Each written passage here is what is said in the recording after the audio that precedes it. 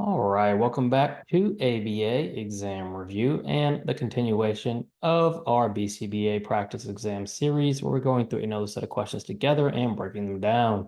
If you're new to the channel, welcome. If you're returning, welcome back. Please like and subscribe. Check out behavioranalyststudy.com for all of our study materials, including our combo pack. When you pass your exam, please let us know so we can include you in the Sunday shout out. Work hard, study hard. Let's get going. A pickleball player is frustrated with how they're hitting the ball, so they hire a coach. The coach puts in a development plan for the player that should take a month. While on this plan, the player is also watching YouTube videos as well. The player starts to improve after 3 weeks. When would the YouTube videos be a threat to internal validity?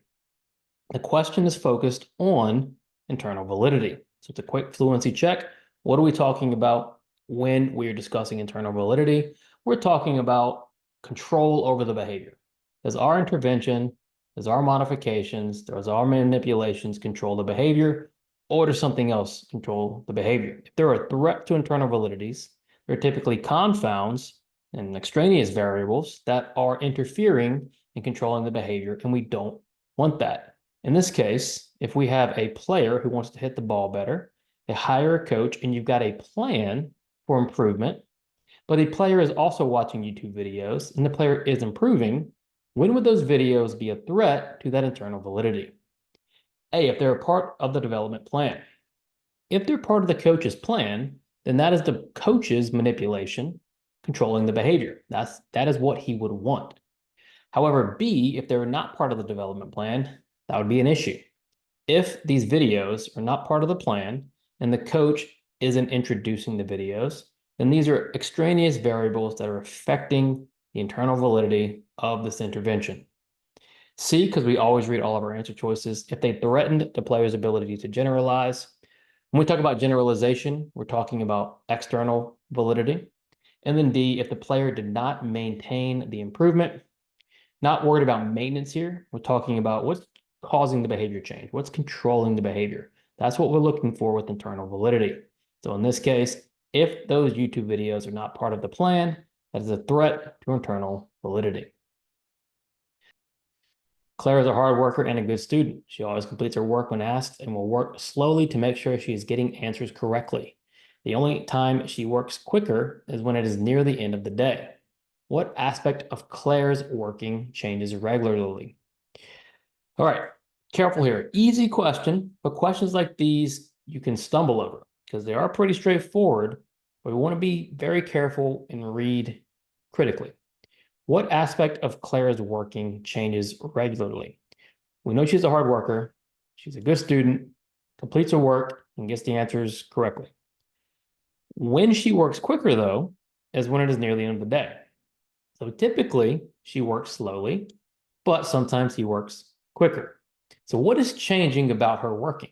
Well, it's going from slow to quicker, slow to fast. So what aspect would you describe as changing? A, the function. Well, has the function of the behavior changed? It doesn't seem like it.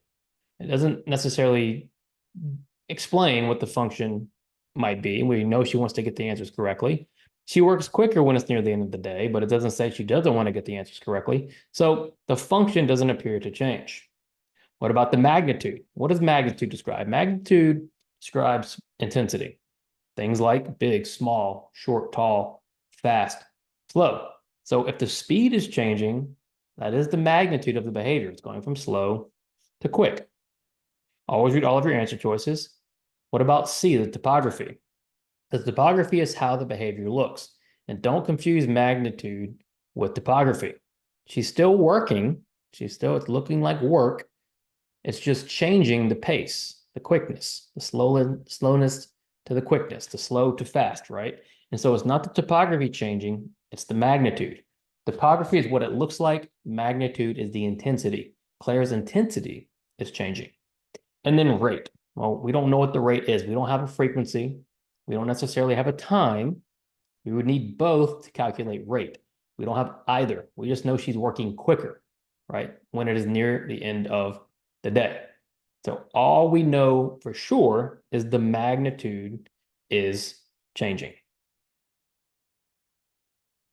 Emily is working with a client who will bang on walls at seemingly random times throughout the day. A plan is written that says to provide reinforcement every 5 minutes that the client does not bang on the wall. Eventually, the interval is changed to 10 minutes and then 15 minutes. What type of differential reinforcement is described? So we have a differential reinforcement question. With differential reinforcement, we are reinforcing one thing, putting other things on extinction. A good place to start with differential reinforcement questions is asking yourself, am I teaching a replacement behavior? If you're teaching a replacement, it has to be a DRI or a DRA. It has to be incompatible, has to be alternative, because there are other types of DRs don't teach replacements. So let's start there. Is Emily teaching a replacement? What is she reinforcing? She's reinforcing when the client does not bang on the wall. So she's reinforcing in the absence. She's not teaching a replacement. Cannot be DRI or DRA. So if you look at A, differential reinforcement of incompatible behaviors, we can eliminate that answer. So we're left with DRO, DRL, DRH. Well, we know Emily's attempting to reduce this behavior. How do we know that? Well, she's reinforcing when the behavior doesn't happen. So we're not trying to get this behavior to happen more often, which is our DRH or higher rates. So what's the difference between DRO and DRL? Well, we know with DRO, we're reinforcing when the behavior doesn't occur. We're not necessarily looking for replacement behaviors or something else. Just whenever the behavior is not occurring, we are reinforcing.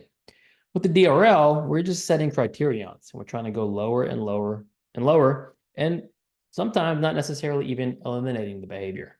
That's not what's taking place here. Emily is explicitly reinforcing anytime within the reinforcement schedule that the client does not bang on the wall. So the type of differential reinforcement that is described is a differential reinforcement of other behavior, or DRO. A behavior analyst is working with a student who has difficulty completing classroom tasks independently.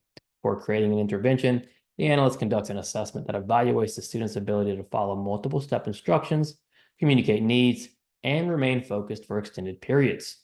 What is the purpose of this assessment? Let's think about our assessment here.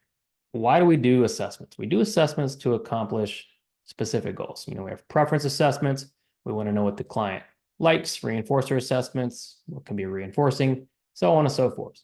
So if we have an assessment where we are looking at a student's ability to follow multi-step instructions, communicate needs, remain focused, and we have a student who's struggling with classroom tasks, why would we want to assess before intervention things like ability to follow instructions, communicate needs, remain focused? Well, it's going to give us a lot of information about what the client can and can't do. So let's look at A. Identify stimuli in the classroom that will act as motivators for the student. Are we looking at preferences and reinforcers here? No, we're not looking at those stimuli. We're looking at the student's ability to do certain things. So B, to evaluate the student's ability to perform necessary functional skills. Of course, if the client can't follow multi-step instructions, that changes our plan. The client can't communicate, changes our plan. If they can't remain focused, it changes our plan. These are critical functional skills we want to think about before writing our intervention. When you pick a behavior, you don't just focus tunnel vision on that behavior. You got to think about the client as a whole, especially when you're teaching skills. What's going to be important for that client to have where they can learn what you're trying to teach? What about C? Evaluate the student's strengths in the classroom. We're not really looking at strengths here. These are specific ideas. Can they follow instructions? Can they communicate needs? Can they remain focused? The analyst isn't talking about are they strong at it. It's just what are their ability? Can they do it? Can they not? And then D, to assess students' preference for different needs in the classroom. Again, we're not looking at preference assessments. It's not a reinforcer assessment. It's an assessment of functional skills that will guide our intervention. Thank you for watching. Check out behavioranalyststudy.com for all of our study materials. Be sure to subscribe. We would really appreciate it, and you get all of our updates. When you pass your exam, let us know so we can include you in the Sunday shutout. Work hard, study hard. See you soon.